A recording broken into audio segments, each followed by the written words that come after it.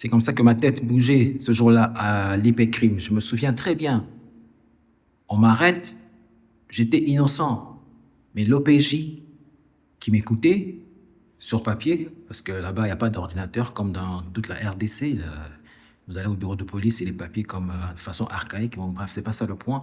Le point, c'est que l'OPJ, à qui je dis la vérité, j'explique mon histoire, il veut me faire dire autre chose. Donc, il veut me faire dire ce que lui, il pense. Il me gifle comme pour me dire, mais imbécile, arrête de mentir. Ça saute aux yeux que tu es en train de mentir. Mais c'est pas normal. Et c'est dans ce genre de système-là que vous voulez nous faire croire. Chers amis, quand vous faites un tour dans les bureaux de police, vous écoutez les histoires qu'il y a là, vous écoutez comment les gens sont tabassés. Je dis bien tabassés, hein, avant même d'être jugés. Tabassés. Quand vous voyez ça, vous allez comprendre beaucoup de choses. Beaucoup de choses. Moi, on ne peut pas me raconter tous ces trucs-là. Non, non, non, oubliez. Moi, j'ai été là, j'ai été là. Sur mon compte Facebook, j'ai simplement posté la vidéo que j'ai postée sur YouTube. Beaucoup de vous vont découvrir mon nom pour la première fois. Salut, c'est bien moi. Alors, voici ce que j'ai dit. C'est fou d'administrer la peine de mort dans un pays où la justice est très malade. Arrestation arbitraire, jugement motivé, bâclé, injuste. Tout nous oblige à dire non. Nous ne pouvons pas accepter de perdre des innocents, aussi mince soit le nombre, pour qu'ils servent d'exemple. Bien évidemment, j'ai identifié l'homme en question, notre ministre. C'est très important que nous puissions faire savoir à ceux qui dirigent qu'il y a des Congolais qui ne sont pas d'accord. Et on va bien évidemment expliquer le pourquoi. Et je sais, je devais dire j'espère, mais je sais qu'ils vont finir par comprendre. Sincèrement, nous ne devrions même pas arriver à ce niveau. Mais bon, c'est ça. Donc voilà la vidéo. Ça sert à rien de la jouer. Vous l'avez vu, sinon elle est sur mon compte. Mais il y a une réponse, il y a un témoignage qui m'a vraiment, qui vaut la peine d'être lu. Alors, il y a monsieur Nicolas King Onema qui dit « Salut Laval. Je partage tes préoccupations sur la peine de mort en RDC. Tu as raison. Et je crois qu'il est prématuré d'en discuter tant que notre système judiciaire et policier ne fonctionne pas correctement.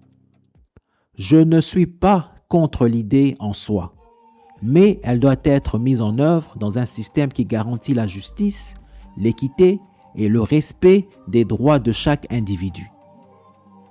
Permets-moi de partager une expérience personnelle pour illustrer mes réserves.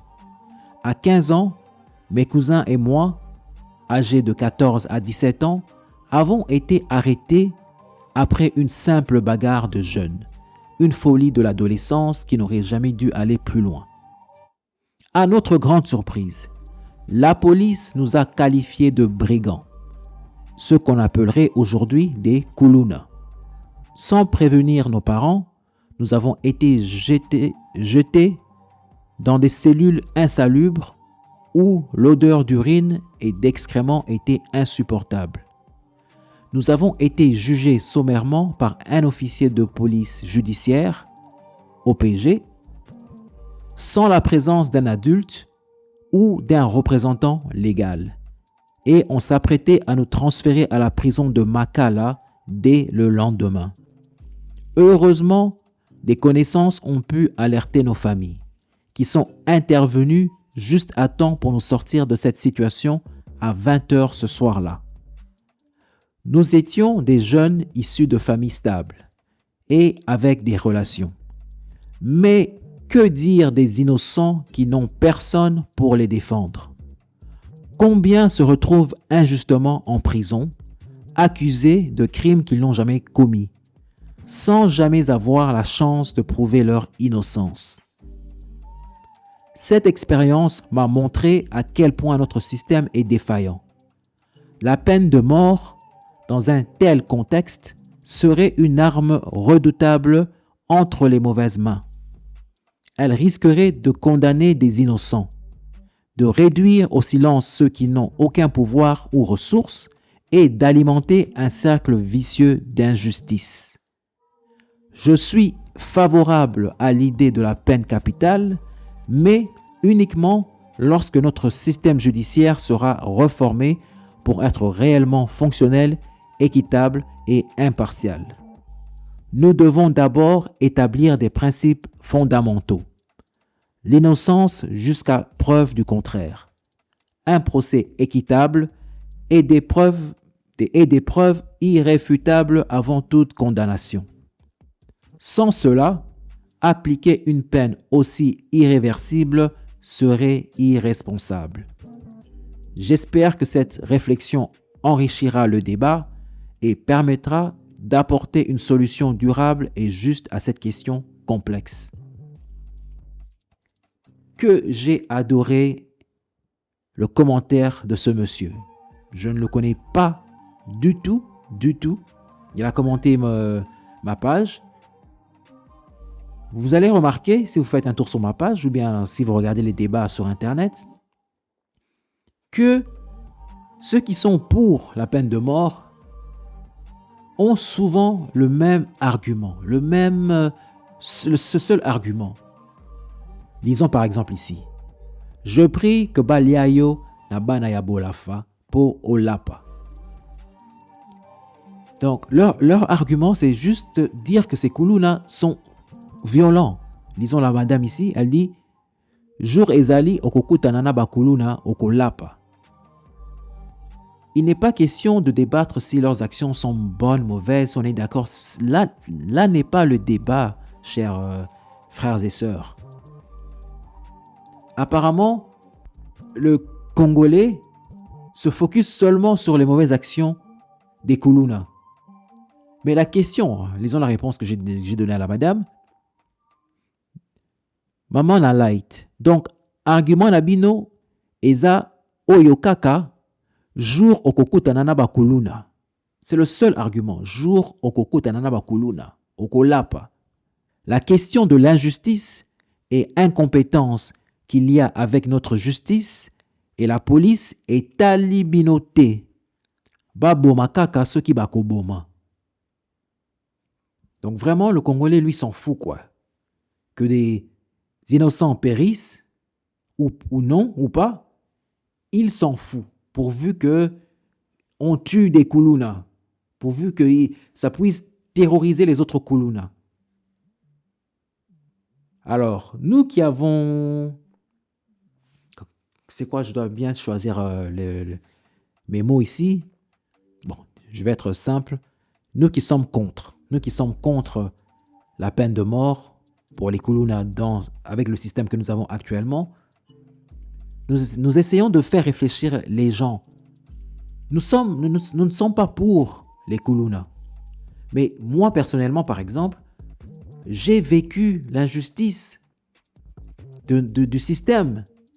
Je sais à quel point Makala, par exemple, est rempli d'innocents. Vous le savez également. Si on vous demande, est-ce qu'à Makala, il y a des innocents ou non? Tout le monde, je dis bien, va dire oui, il y a des innocents. Et ici, je ne parle pas que des Kuluna. Je parle de tout crime confondu.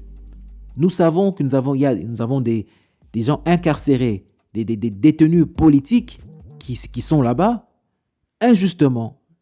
Nous savons que nous avons des jeunes Kuluna qui sont injustement. Nous savons que nous avons des gens qui ont commis différents crimes, qui ont été injustement inculpés. Ça ne demande pas d'être savant. Nous le savons tous. Nous avons tous des frères, nous suivons tous l'actualité. Nous avons des cas que nous suivons de près. Nous avons des témoignages. Je peux dire sans peur d'être contredit que nous savons tous qu'à Makala, actuellement, il y a des innocents incarcérés. Pas seulement des pauvres, Pas seulement des gens qui manquent des moyens, mais même des gens qui sont riches, qui ont été serrés par la justice pour raison quelconque. Nous le savons tous. Même Fachi le sait. Le président de la République, il le sait. Il a d'ailleurs dit que la justice est malade. C'est grâce à lui que nous avons le courage de le dire haut et fort. Même le ministre de la Justice actuel, Constant Mutamba, sait qu'à Makala, il y a des gens qui sont incarcérés injustement. Nous le savons tous. Et je répète, tout cas confondu. Alors, comment ils sont arrivés là-bas? C'est parce que il y a quelque chose qui ne fonctionne pas. Il y a des trucs qui ne fonctionnent pas. Ce sont ces mêmes trucs qui vont faire qu'il y ait des Kuluna qui soient arrêtés injustement, qui soient mis à mort injustement. Il y aura des abus. Il y en a actuellement. Il y en aura toujours tant que les choses ne changent pas. Il y aura des abus. Nous ne pouvons pas nous permettre, dans l'état actuel des choses, comme l'a bien dit Monsieur Nicolas Onema, nous ne pouvons pas permettre, ou bien nous ne pouvons pas oser mettre, c'est quoi le terme? J'ai vraiment aimé ce qu'il a dit. Sans cela, appliquer une peine aussi irréversible serait irresponsable. Cher peuple congolais, cher peuple africain qui me suivez, la peine de mort est une peine sérieuse, irréversible. Elle devrait être administrée par un État sérieux, où le policier est sérieux, où les juges sont sérieux, les magistrats sont sérieux. Dans ce pays, nous avons les débats sur les magistrats, les juges, la corruption, tous les jours. Je répète, même le président l'a dit, la justice est malade. Moi, j'ajouterais même, la justice est très, très, très malade. Elle est mourante. Et ça fait bien longtemps. Malheureusement, il ne semble pas avoir de réforme efficace. Et alors pour moi, voir l'État, je ne veux pas citer d'individu, mais je veux dire voir l'État sauter et aller jusqu'à la peine de mort comme ça, c'est un peu se sentir s'avouer vaincu. C'est s'avouer vaincu. Ça veut dire que il n'arrive pas à trouver autre moyen efficace pour lutter contre ce phénomène. Il n'arrive pas à bien payer, par exemple, bien payer les policiers, afin que ceux-ci ne soient pas eux-mêmes des Kuluna. Parce que, vous savez quoi, chers amis? Ici à Kinshasa, par exemple, nous savons tous ce que c'est un policier. Quand vous vous promenez la nuit et vous croisez 2-3 policiers, vous avez peur, surtout dans le noir. Vous êtes seul, vous avancez, vous voyez 3 policiers, 2 policiers, vous traversez la rue. Si vous les avez vus à temps, vous regardez pour voir s'il n'y a pas un endroit où vous pouvez vous abriter. Vous ne savez pas ce qu'ils vont vous sortir comme conneries. C'est une réalité, chers amis. Je n'essaye pas de discréditer la police congolaise dans son entièreté, mais ces réactions dont je vous parle sont réelles. Alors, comment pouvons-nous nous lever du jour au lendemain parce que nous avons eu des Kuluna qui ont coupé des bras aux gens, qui ont tué nos frères et sœurs? Nous lever et dire « Ouais, vous savez, on a confiance à la police, tout va bien, tous ceux qu'on va arrêter et condamner, qu'on puisse les tuer. » Non. Faisons les bonnes réformes. Je répète, commençons par faire les bonnes réformes. Travaillons dur, ne cherchons pas, en anglais on dit the easy way out. Ne cherchons pas la facilité. Travaillons dur. Je vais m'adresser au ministre. Travaillons de façon que la justice, les magistrats ne soient pas corruptibles. De façon que les magistrats aient peur. La peur qu'on veut mettre, qu'on veut s'aimer au sein des Kuluna, on peut commencer par la s'aimer au sein de la justice. Les magistrats peuvent comme ça avoir peur d'être corrompus, de passer des verdicts comme ça qui sortent de je ne sais où. Les policiers peuvent commencer à avoir peur d'être eux-mêmes des koulouna, de faire de mauvais trucs. Cette peur-là, installons-la, semons-la parmi les agents de l'ordre, par exemple. Vraiment, travaillons dur afin que d'abord, nous, peuple congolais, ayons confiance à nos institutions qui vont emmener ces jeunes ou qui que ce soit d'autre à la peine de mort. Telles que les choses sont aujourd'hui, chers frères et sœurs, moi j'avais dit que c'est la folie. C'est de la folie. Je ne comprends pas comment Monsieur Moutamba a pu arriver à cette décision et la mettre en vigueur. Je me demande s'il a des conseillers. Je me demande qui sont ses conseillers. Je me demande pourquoi le peuple congolais semble en majorité être d'accord avec ça. Pourquoi sommes-nous si émotifs? Pourquoi nous ne pouvons pas ne pas perdre la raison? Pourquoi nous ne pouvons pas réfléchir et ne pas perdre la raison à cause à cause de nos émotions? C'est vraiment ce dont je voulais parler aujourd'hui. Au début, vous avez vu un clip de moi où j'ai expliqué ce qui s'est passé à IP-Crime. Ceux qui connaissent Kinshasa, IP-Crime, c'est le gros bureau de police qui se trouve sur 24 novembre à côté de l'ISC. Alors, il y a quelques années, je vais être plus précis, en 2021, juste avant le Covid, j'ai été arrêté et emmené à ce bureau. J'ai été arrêté en ville, amené à pied de l'endroit où on m'a arrêté jusqu'au bureau. Nzela, bazo betangaï, je vous dis frères et sœurs. Nzela, on me tapait des coups, des coups de poing, des coups de pied. J'avais de l'argent sur moi, $200. Je vous assure que quand je suis sorti de ce bureau-là, j'ai passé la nuit là-bas. Je vous dirai combien de temps. Je suis sorti sans mon argent. Et j'ai même demandé à l'OPJ, à tout le monde. J'ai dit, mais oui, j'ai eu mon téléphone, j'ai eu mes clés, mais je n'ai pas mon argent. Et vous savez, c'était quoi la réponse? C'est là kutozo bima. Tika maramamon wana tika yango. Alors, je vous dis, j'étais totalement innocent. Je ne vais pas entrer dans les détails aujourd'hui. Mais si vous le voulez, je vais vous expliquer l'histoire pour que vous compreniez quand je dis que j'étais innocent. Sous tous les angles, j'étais innocent. J'ai essayé d'expliquer et pendant que je suis arrivé au bureau, j'explique à l'OPJ la situation. Il se permet de me gifler plusieurs fois. Il a voulu me faire dire des trucs que je ne voulais pas dire. J'ai dit, moi, me connaissant quand même le droit, étant la personne que je suis, parce que je n'ai pas commencé à être tonton Laval aujourd'hui, c'était un processus. Moi, je ne dirais pas, je ne forcerai pas un OPJ je ne permettrai pas à un OPJ de me faire dire du n'importe quoi.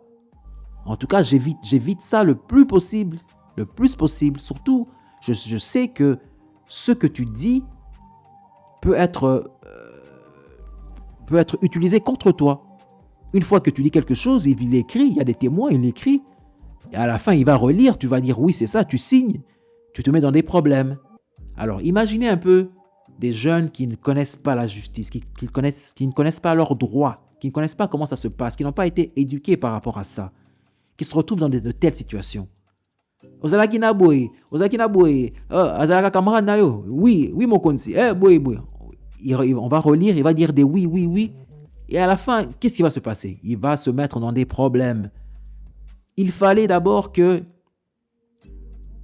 les OPJ soient bien formés. Il fallait qu'ils soient des gens intègres. C'est ça qui nous manque. Il fallait que chacun à son niveau, dans la chaîne d'arrestation jusqu'à la condamnation à mort, il faut que chacun soit intègre.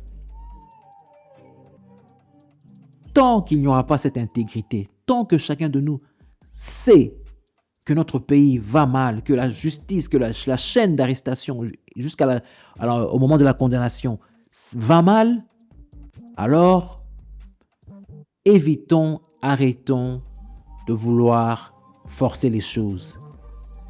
Je répète, oui, les Kuluna, c'est très mauvais. Oui, ils doivent être condamnés à mort, surtout les méchants, ceux qui ont tué. Je suis pour, parce que oui, ils n'ont pas pitié. Kutanana Kuluna, un de ces démons, mais tu vas lui parler comme ton frère. Pardon, ils s'en foutent. Des fois, ils prennent leur truc là, de la drogue. En tout cas, ils s'en foutent. C'est des animaux. Mais ce n'est pas pour autant que je vais accepter ou prendre la chance que certains innocents qui tombent entre les mains des gens non intègres puissent finir dans les cas des gens qui vont être condamnés à mort. Il y aura tellement d'abus. Ça peut arriver même au niveau où, quand un policier t'arrête en route, vous êtes à deux, ou bien ils sont à plusieurs, toi tu es seul, ils peuvent te demander de l'argent et te dire carrément, oui, mais ceux qui t'ont mis au bureau comme Kuluna, au kokende maramo et kokende musika, et commencer à extorquer les jeunes. Trouver un jeune peut être en train de boire avec sa bouteille, essayer de le faire peur, de l'intimider. Tout est possible en RDC, ça se fait déjà. Les policiers essaient d'extorter de l'argent au peuple avec de fausses accusations, avec comment on appelle ça, des intimidations. Ça se fait. Moi, j'en suis témoin, pas une fois, pas deux fois, pas trois fois, pas quatre fois, plusieurs fois. Nous en sommes tous témoins. Alors pourquoi ne pouvons-nous pas avoir un bon sens en tant que nation? S'il vous plaît, réfléchissez-y. À la prochaine.